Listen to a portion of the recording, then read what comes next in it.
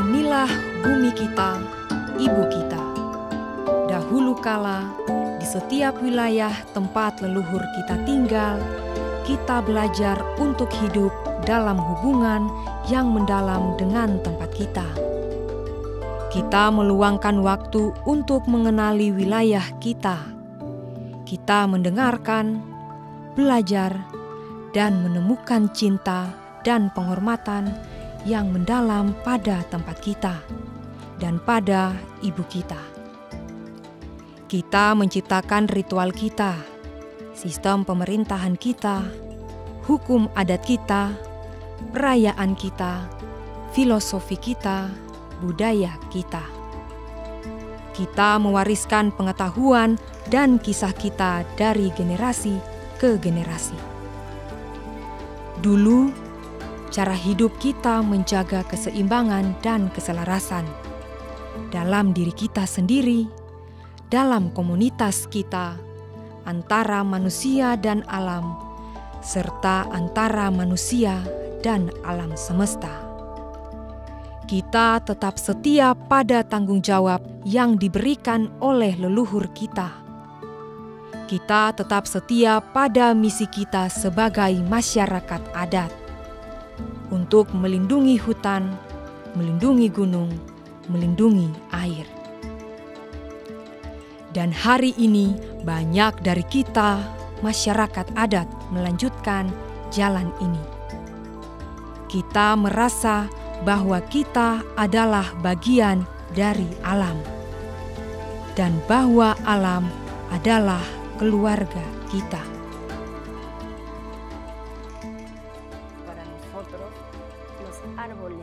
Bagi kami, pepohonan punya jiwa. Hewan, air adalah makhluk hidup. Mereka adalah bagian dari kami dan kami adalah bagian dari mereka. Karena bukit-bukit kami punya nama, perairan kami punya jati diri. Kami adalah suara pepohonan, suara binatang dan air.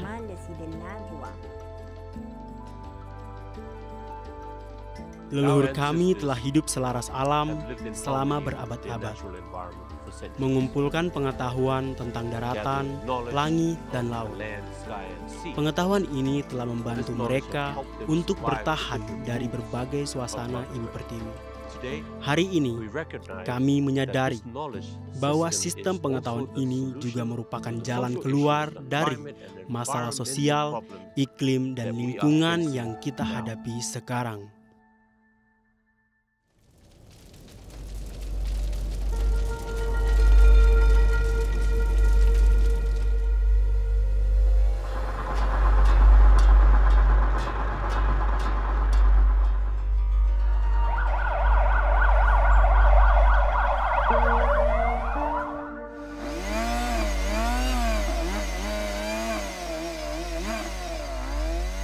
Tapi hari ini, keseimbangan halus alam semesta sedang terancam. Dalam beberapa ratus tahun terakhir, keterputusan mulai menyebar pada sebagian manusia, seperti penyakit jiwa. Hal ini menyebabkan semakin banyak keserakahan, ketidaksetaraan, penyakit jiwa dan raga, hingga kecanduan. Sekarang perusakan alam semakin cepat, dan bersamaan dengan itu, kehancuran budaya masyarakat adat.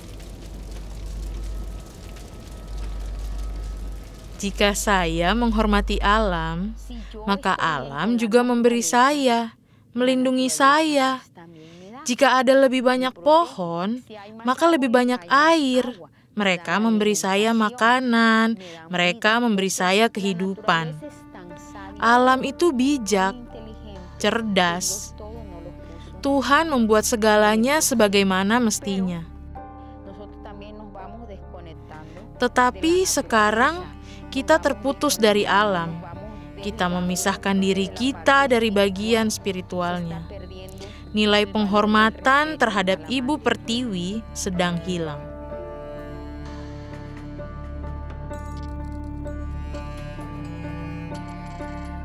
Orang tumbuh dan dididik untuk percaya bahwa alam harus dikuasai.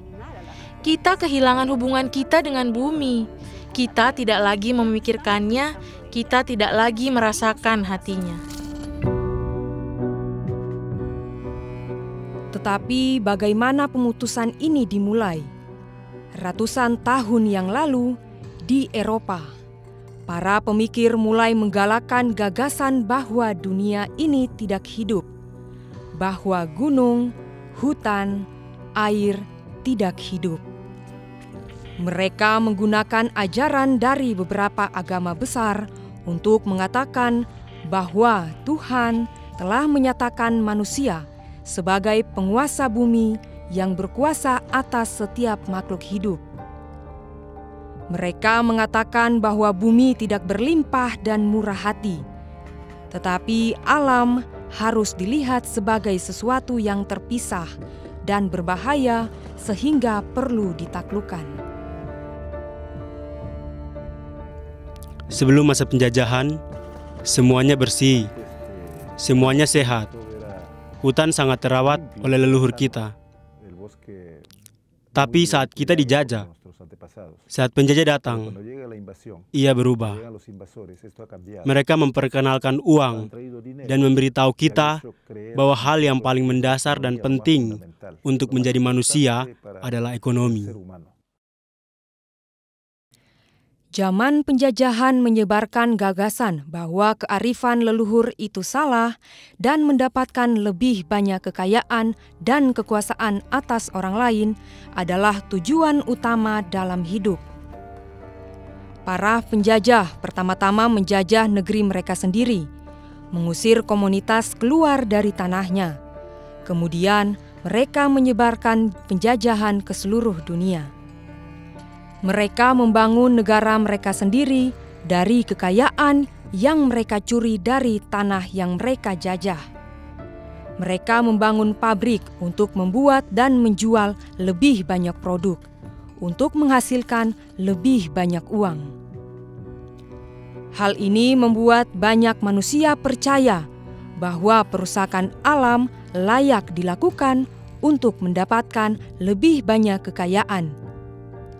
Selama 150 tahun terakhir, gagasan ini telah menyebar ke seluruh penjuru dunia. Sejarah penaklukan dan sejarah penjajahan selalu sama. Hanya saja ia mengubah samarannya di setiap zaman.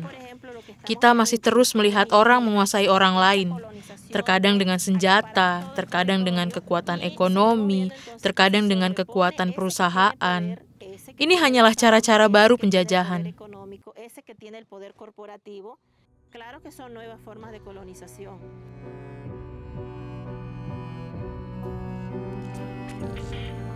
Pemikiran Barat dan pemikiran modern mengatakan bahwa alam harus dimanfaatkan sebanyak mungkin. Memerasnya, ambil sebanyak yang Anda bisa, karena ia menghasilkan uang, ia menghasilkan kekayaan. Jadi kita dikalahkan oleh konsumerisme, oleh individualisme.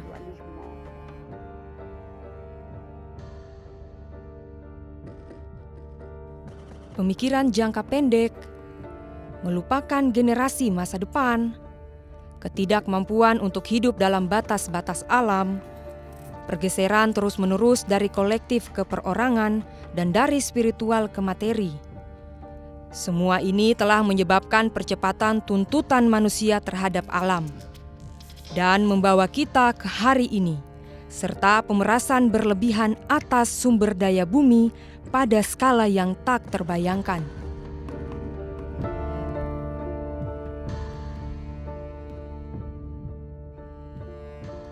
Kita masyarakat adat tidak bertanggung jawab atas berbagai keadaan darurat ini.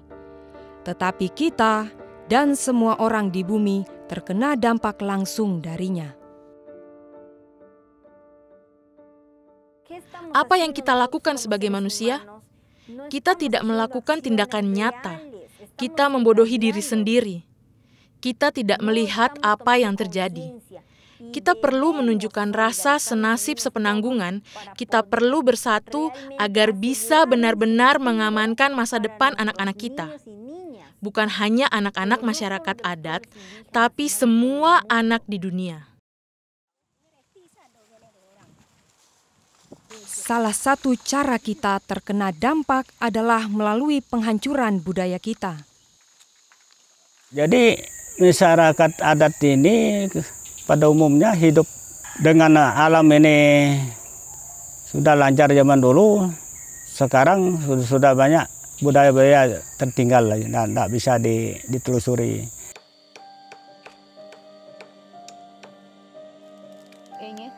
Saat ini sedang terjadi krisis budaya.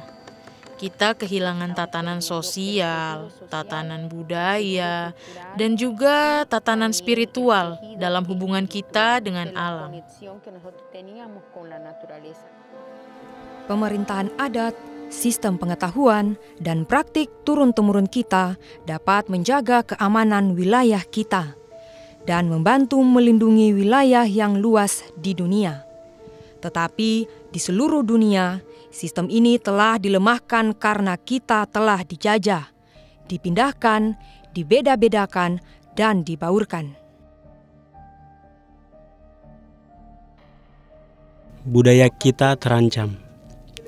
Mereka telah membunuh budaya kita, membunuh ikatan kita dengan tanah kita, membaurkan kita, meremehkan pengetahuan kita, dan memajukan pemikiran penjajah tentang pemisahan manusia dari alam. Bagi kita ada hubungan antara budaya dan cara hidup kita. Hal ini terlihat dari bagaimana kita menjaga dan melindungi wilayah kita.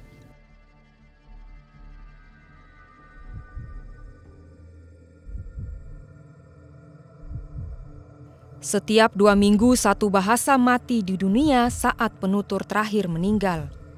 Lebih dari separuh bahasa yang digunakan saat ini diperkirakan akan hilang pada abad ini.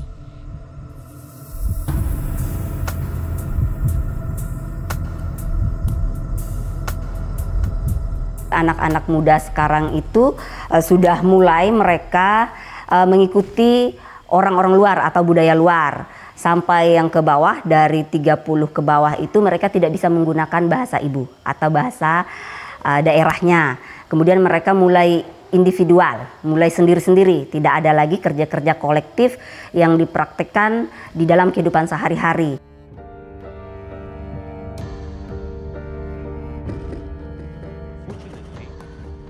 Sayangnya, masyarakat adat berselisih dengan diri sendiri. Berabad-abad penjajahan telah memajukan cara hidup yang tidak sesuai dengan lingkungan tempat kita tinggal dan mengikis kesejahteraan masyarakat kita. Jadi, ada pergulatan internal antara mereka yang menerima cara hidup baru ini dan mereka yang masih menghargai ilmu leluhur kita.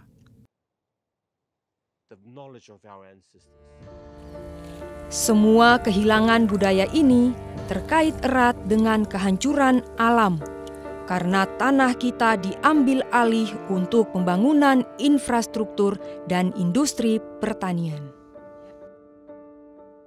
Irama hidupmu berubah. Misalnya, ketika tempat penting atau tempat keramat dihancurkan, maka hubunganmu tak lagi sama. Dan karena itulah, orang merasa pandangan hidup mereka direnggut dari mereka. Mereka merasa dibuang dari wilayah mereka. Para pemimpin kita yang menentang tekanan ini sering menghadapi kekerasan dan dianggap penjahat. Negara memutuskan untuk memberikan izin penggunaan lahan untuk perkebunan kayu, atau untuk tanaman monokultur, atau untuk pertambangan, atau pengambilan minyak. Dan ketika kita masyarakat adat mengisi diri kita dengan kekuatan dan keberanian dan bersuara, kita diancam, dibunuh. Mereka membunuh kita.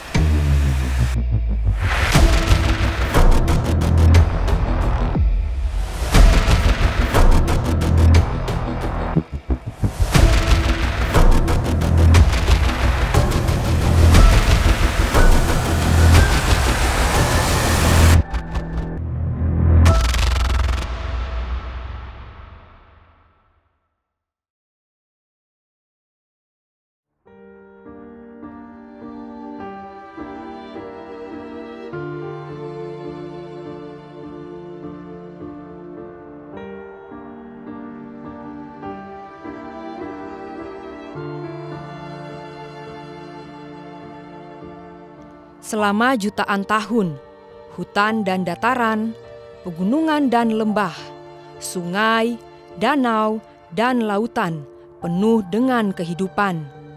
Berbagai tumbuhan dan hewan yang tak terhitung jumlahnya, luar biasa dalam keanekaragamannya.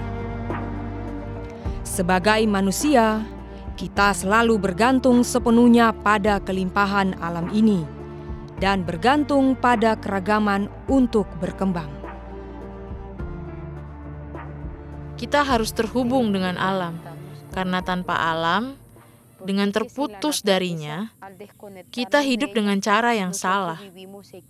Ketika kita memiliki sentuhan langsung dengan alam, di atas segalanya kita merasakan kedamaian, ketenangan, seperti mendengarkan musik alami, nyanyian burung.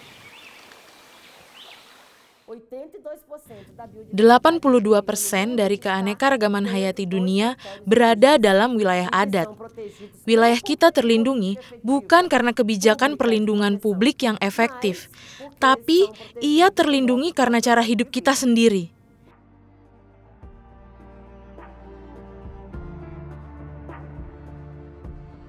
Kita memiliki keanekaragaman bioma tumbuhan asli yang sangat besar, yang perlu dihargai, yang perlu dipulihkan, yang perlu dihormati, sehingga manusia perlu memahami kembali bahwa makna hidup adalah untuk melindungi ibu pertiwi, untuk melindungi hutan, untuk melindungi keanekaragaman hayati yang tanpanya kehidupan di bumi ini tak mungkin terjadi.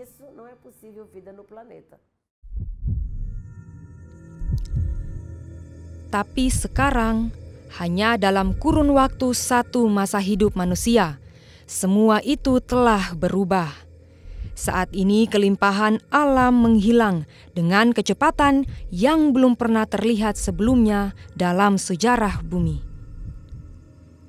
Hal ini tidak hanya terjadi di satu tempat, dan bukan dengan satu jenis makhluk, tetapi dengan semua keanekaragaman hayati, dimanapun di bumi ini.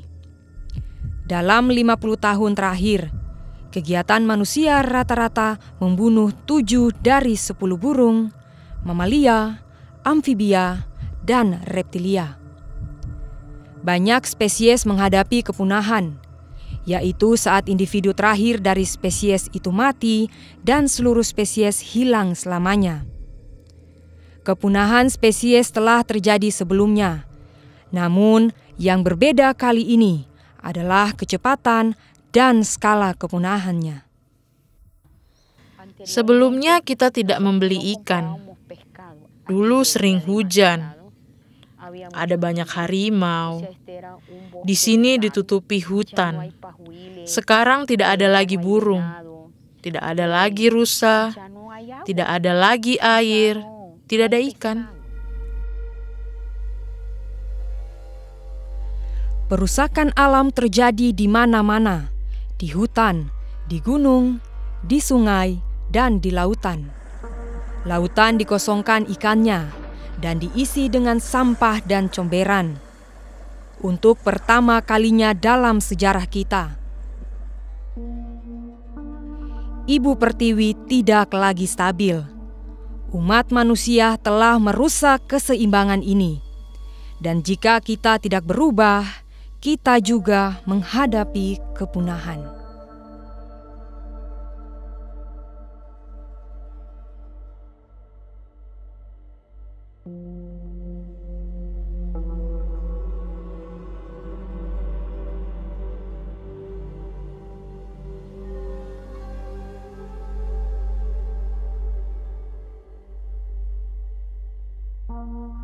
Perubahan iklim, musim kemarau cepat terbakar karena kekeringan. Musim hujan cepat melampaui, airnya kedalaman luar biasa. Wilayah telah berubah, cuaca telah berubah. Semua masalah ini disebabkan oleh perubahan iklim. Dunia sedang memanas, menyebabkan kekeringan dan banjir di seluruh dunia. Dan itu karena kegiatan manusia selama 200 tahun terakhir. Gas rumah kaca seperti karbon dioksida menjebak panas matahari di sekeliling bumi. Semakin banyak mereka dilepaskan ke langit, dunia menjadi semakin panas. Gas rumah kaca dilepaskan oleh penggundulan hutan dan pertanian industri, oleh pembakaran batu bara, gas dan minyak, oleh pertambangan, transportasi, dan dipicu oleh konsumerisme. Pelepasan gas rumah kaca adalah gejala keterputusan. Perubahan iklim memengaruhi kita secara langsung. Mengapa? Karena kita tinggal di sini. Ini adalah rumah kita. Sejauh ini, bumi kita telah memanas 1,2 derajat Celcius sejak zaman pra-industri. Kita sudah melihat dampak buruknya. Saat bumi memanas, dampaknya terhadap kehidupan di bumi sangat drastis. Begitu banyak wilayah di dunia yang mengalami gelombang panas panjang yang belum pernah terjadi sebelumnya. Kebakaran hutan yang belum pernah terjadi sebelumnya terjadi di seluruh dunia. Danau-danau di seluruh dunia mengering, berdampak pada perikanan, pertanian, industri, kehidupan. Banjir besar semakin sering terjadi. Dampak perubahan iklim memaksa manusia untuk berpindah dalam jumlah yang terus bertambah. Dampak tersebut terjadi pada pemanasan 1,2 derajat Celcius. Namun jika manusia tidak membatasi jumlah gas rumah kaca yang saat ini dipompa ke langit kita, dampaknya akan semakin parah. Pemanasan 3 derajat akan membawa kebakaran yang lebih parah, banjir, kenaikan permukaan laut setinggi 2 meter, dan wilayah yang luas menjadi gurun. Jika suhu naik 4 derajat, hampir 3/4 penduduk dunia akan tinggal di daerah yang berbahaya karena terlalu panas. Jutaan orang akan mati karena kelaparan, perpindahan paksa, dan perang sumber daya yang menghancurkan. Jika suhu naik 5 derajat, kita, umat manusia, bersama sebagian besar spesies lain, bisa punah.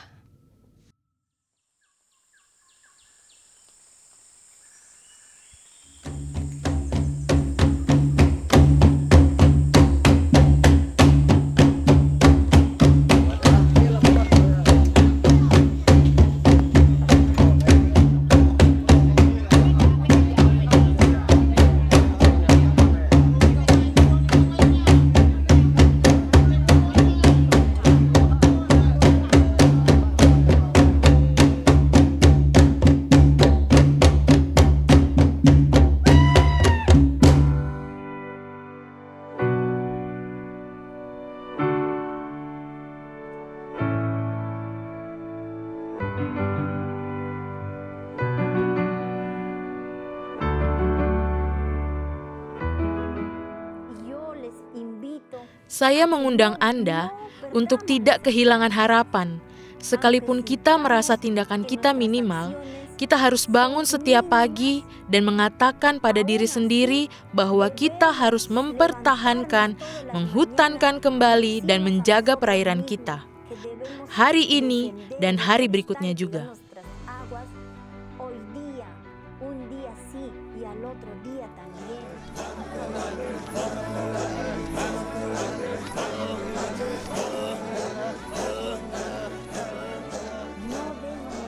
Jangan menyerah. Meskipun benar kita telah melawan selama bertahun-tahun, saatnya telah tiba bagi kita untuk bangkit dalam revolusi, tetapi dalam revolusi pemikiran dan revolusi perasaan. Selain komunitas, di seluruh dunia ada orang-orang, gerakan, LSM, dan dunia usaha yang bersatu untuk melindungi alam, memperlambat perubahan iklim, dan menyelamatkan umat manusia. Namun, untuk menghadapi tantangan besar ini, masih banyak lagi yang harus dilakukan. Pada masa perubahan ini, kita harus menghindari jalan keluar palsu berdasarkan keserakahan, kekuasaan, dan kepanikan. Kita, masyarakat adat, harus bersatu untuk bangkit memimpin berbagai gerakan ini. Dari filosofi kita, sistem pengetahuan kita, hubungan kita dengan bumi.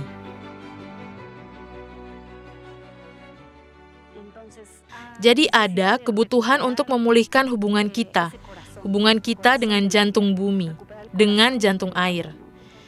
Komunitas kita perlu keamanan, kita perlu mengambil kendali, dan kita bangga dengan budaya kita. Kita harus memahami bahwa untuk menghadapi perubahan iklim, kita perlu memulihkan hal-hal yang dilakukan kakek nenek kita, kakek nenek buyut kita dulu. Hal-hal ini masih berlaku sampai sekarang. Pengetahuan leluhur telah dengan jelas menunjukkan bahwa ini adalah jalan keluar bagi perubahan iklim.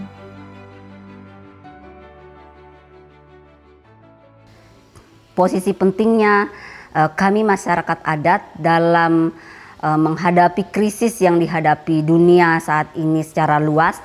Kami masyarakat adat adalah sebagai inspirasi seluruh orang yang ada di dunia ini, adalah inspirasi untuk kita semua menjaga dunia ini supaya tidak punah.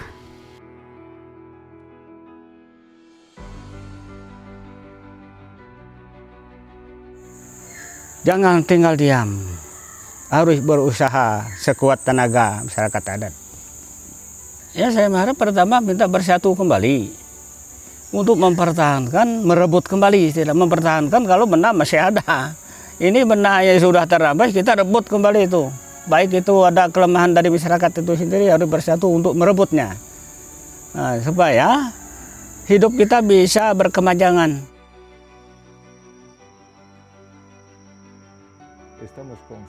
Kita sadar bahwa kita harus melihat ke masa lalu, melihat apa yang telah dilakukan leluhur kita untuk menjaga alam dengan sistem pemerintahan, sistem pendidikan, sistem kesehatan, sistem pertanian kita sendiri.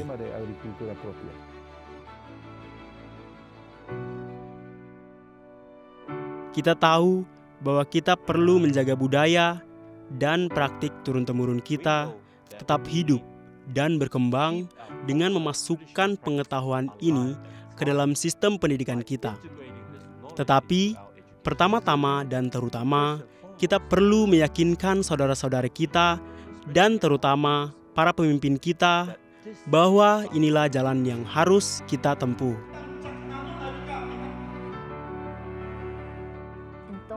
Jadi inilah perjuangan kita, saudara-saudari.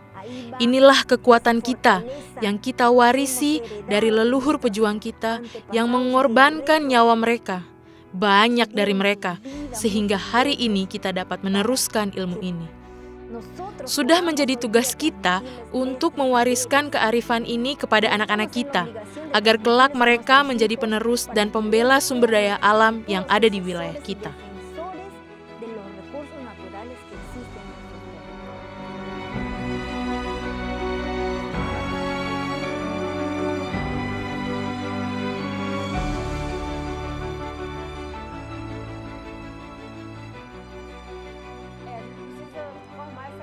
Kita perlu membentuk persekutuan besar masyarakat adat dunia dan bersama-sama kita mengajak masyarakat untuk memahami pentingnya berhubungan kembali dengan Ibu Pertiwi. Setiap orang perlu memahami bahwa keterhubungan kembali ini sangat mendesak. Jadi, kita perlu menghijaukan kembali gagasan, pikiran, dan hati kita karena itulah satu-satunya cara agar kita dapat menghutankan kembali berbagai wilayah di dunia. Perjuangan ini sekarang, waktunya telah tiba untuk merebut kembali asal-usul kita untuk mendapatkan kembali pemahaman bahwa masa depan adalah adat.